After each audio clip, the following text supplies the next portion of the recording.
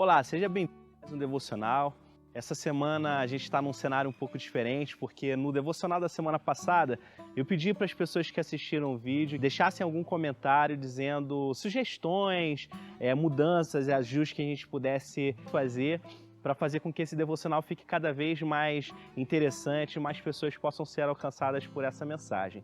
E uma das sugestões foi tentar gravar o vídeo em alguma localidade aqui na Tailândia, algum lugar diferente, sem ser dentro da nossa casa, e eu vou tentar de alguma forma conectar esse ambiente com o devocional, que é o objetivo principal desse vídeo. E hoje eu vim aqui nesse café, ele fica pertinho, menos de 2 minutos da minha casa, e sempre foi muito curioso para mim ver aqui na Tailândia essa cultura de café, porque nós no Brasil nós somos produtores campeões mundiais de produção de café, temos um dos cafés mais premiados no mundo, reconhecido no mundo inteiro. Aqui na Tailândia mesmo, quando se fala de café brasileiro, é sempre um produto mais caro, é premium, é um produto diferenciado, mas no Brasil a gente não tem essa cultura, né, de ter o coffee shop. No Brasil, o café é uma bebida que a gente toma em casa, no escritório, ou ali rapidinho no balcão da padaria. Outro aspecto muito interessante é que, por estar nesse ambiente tão bonito, tão bem decorado, tão agradável, com a luz apropriada, com a temperatura monitorada, esse ambiente tão positivo, ele me estimula e me influencia de forma positiva, ele me inspira a começar a retomar aqueles projetos que eu já tinha abandonado, daquelas famosas resoluções de final de ano, a começar novos projetos, a desenvolver coisas, ideias, a dedicar tempo de leitura, de meditação, de estudo, enfim. As circunstâncias aqui onde eu estou inserido nesse momento, elas são tão agradáveis, tão positivas, que elas acabam me influenciando a minha disposição pessoal. Mas esse fato e essa constatação da natureza humana tem dois lados. Se por um lado coisas boas ao meu redor me influenciam positivamente e me impulsionam a desenvolver coisas e a pensar projetos, as circunstâncias, quando elas são negativas à minha volta, elas também vão me puxar para trás, vão drenar minhas energias, vão me deixar desmotivado para realizar coisas, para desenvolver projetos, para criar, para fazer, sabe-se lá o Deus o quê? Qualquer coisa na minha vida. E é exatamente a partir dessa constatação de que o ambiente externo ele tem poder de influenciar as nossas vidas que eu quero iniciar a nossa reflexão, nosso devocional de hoje, que está lá em Lucas, capítulo 1, do versículo 5 até o versículo 7. Vamos ler para que a gente possa se situar nessa história aqui. No tempo de Herodes, rei da Judéia, havia um sacerdote chamado Zacarias, que pertencia ao grupo sacerdotal de Abias. Isabel, sua mulher, também era descendente de Arão. Ambos eram justos aos olhos de Deus, obedecendo de modo irrepreensível a todos os mandamentos e preceitos do Senhor. Mas eles não tinham filhos, porque Isabel era estéril, e ambos eram de idade avançada. Então, eu adoro esse texto porque é muito bonito ver a forma literária com a qual ele foi construído. Primeiro, Lucas ele nos dá uma imagem aberta, um take amplo. Imagina aquele filme que você gosta. Sempre começa com um take estabelecendo a cena, um momento histórico onde aquele determinado filme está acontecendo. E aqui, nesse texto, Lucas nos dá esse take amplo, dizendo que essa história está acontecendo no tempo de Herodes, rei da Judéia, e essa informação por si só ela já é extremamente importante e nos dá noção real do ambiente, da circunstância na qual Zacarias e Isabel viviam. Herodes é considerado como um rei extremamente iníquo, sanguinário, maldoso, uma pessoa sem humanidade, sem coração, totalmente distante e afastado dos preceitos, dos caminhos e da palavra de Deus. Um rei completamente totalmente maldoso.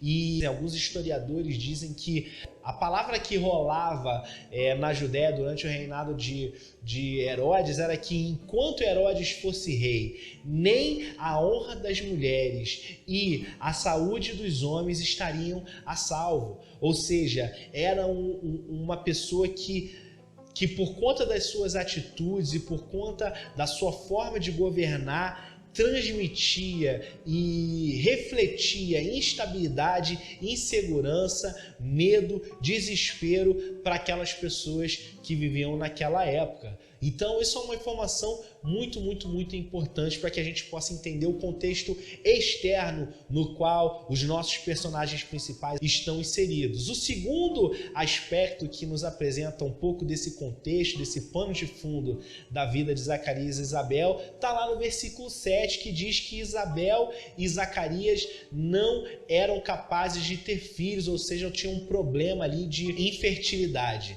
E para o contexto aonde eles viviam, para a realidade, para a cultura, para a comunidade onde eles estavam inseridos, isso era um problema terrível, porque você sabe que a sociedade judaica é uma sociedade clânica, ou seja, a quantidade de descendentes que você e sua mulher fossem capazes de gerar era o que garantia a perpetuação da sua história, do seu nome, da sua família pelas gerações futuras, durante os anos, durante o tempo e a história de Israel. E a gente vê essa mesma dinâmica se repetindo desde lá do Antigo Testamento, na história de Abraão, na história de Isaac e tantas outras histórias, né, de Ana e Eucana no Antigo Testamento. E essa mesma máquina, essa mesma forma de pensamento, dessa cultura de perceber a infertilidade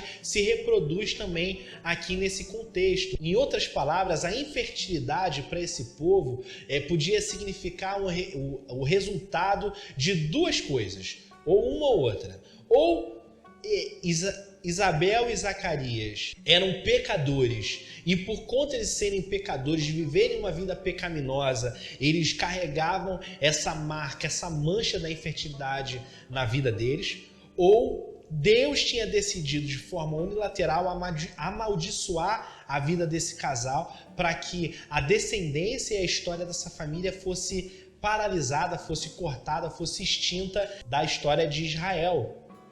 Então, seja lá por um lado ou pelo outro, por onde quer que você queira analisar essa circunstância, esse drama da vida pessoal de Zacarias e Isabel, eles viviam em um contexto muito complicado. E Isabel, mais à frente, ainda nesse capítulo, vai dizer como ela se sentia humilhada, alijada, separada daquela comunidade por conta dessa questão da infertilidade.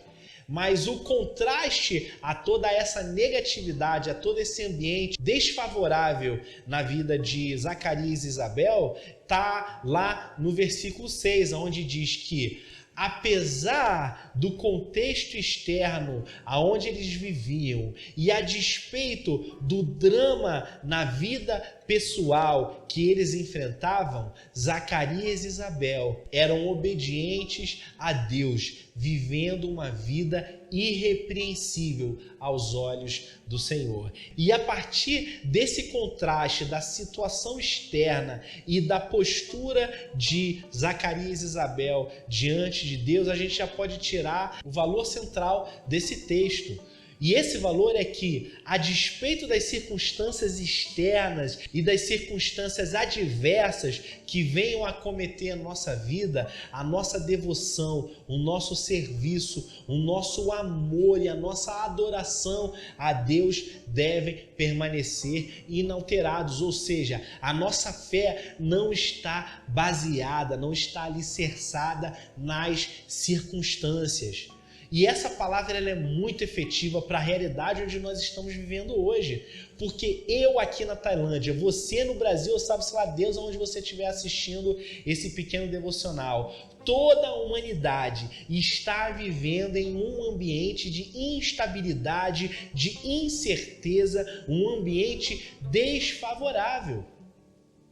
por conta da pandemia, todos nós estamos vivendo uma situação muito delicada na nossa vida. Algumas pessoas chegaram a perder sua vida, outros perderam seus familiares por conta da pandemia, outros perderam seu emprego, ou estão ainda empregados, mas estão meio que ali na corda bamba.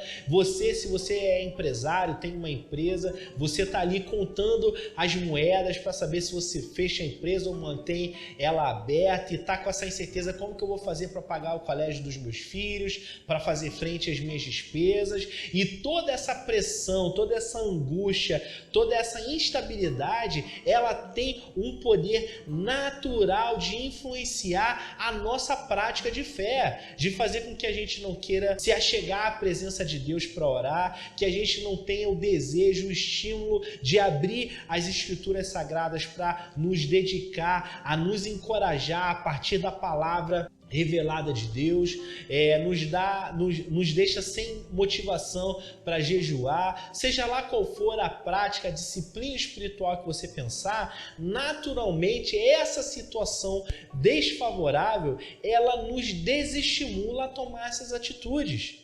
E o testemunho aqui de Isabel e Zacarias nos mostram o contrário e nos encorajam a andar na contramão do que o ambiente está dizendo para mim e para você, está transmitindo para mim e para você. Então eu quero te convidar nessa semana que você, a despeito de toda essa situação, a despeito de toda essa circunstância difícil que nós estamos vivendo, que você possa dedicar a sua melhor adoração, a sua devoção, o seu serviço e a sua fé a Deus de forma plena, para que o mundo à sua volta possa reconhecer em você e reconhecer em mim que nós temos uma vida, uma postura irrepreensível aos olhos do Senhor. Eu não consigo pensar em uma descrição para estar lá cravejada na minha lápide do que dizer que Rafael Florenciano obedecia a Deus e tinha uma conduta irrepreensível aos olhos do Senhor. Não porque eu quero ser reconhecido e exaltado, adorado por isso, mas porque naturalmente essa minha disposição e essa minha atitude impacta as pessoas que estão à minha volta e dão testemunho, não a meu respeito, mas dão testemunho ao Deus ao qual eu sirvo e ao Deus ao qual eu obedeço de forma tão dedicada e tão diligente. Então eu quero te fazer esse convite, que você separe um tempo de adoração, de oração, de meditação na palavra durante essa semana. Não permita que as circunstâncias venham a te afastar dos caminhos do Senhor e, sobretudo, da presença de Deus. Porque para nós, independente das circunstâncias, andar com Deus e estar na presença dele é um valor em si mesmo. E não tem nada mais poderoso, não tem coffee shop e ambiente favorável no mundo que possa nos estimular de forma mais poderosa do que estarmos na presença de Deus e do que desfrutarmos da presença de um Deus eterno, poderoso e amoroso, que sabe das nossas dificuldades e que tem aquela palavra certa de consolo, de encorajamento para que você possa enfrentar essas situações, essas circunstâncias de peito aberto, confiante que, independente da vitória ou da derrota, nessa situação específica, Deus está com você. E essa certeza é o único consolo sustentável, é o único conforto permanente que tem capacidade de sustentar a nossa vida nessa situação tão complexa. Obrigado por ficar aqui até o final. Te vejo na semana que vem. Obrigado, Deus te abençoe e até a próxima.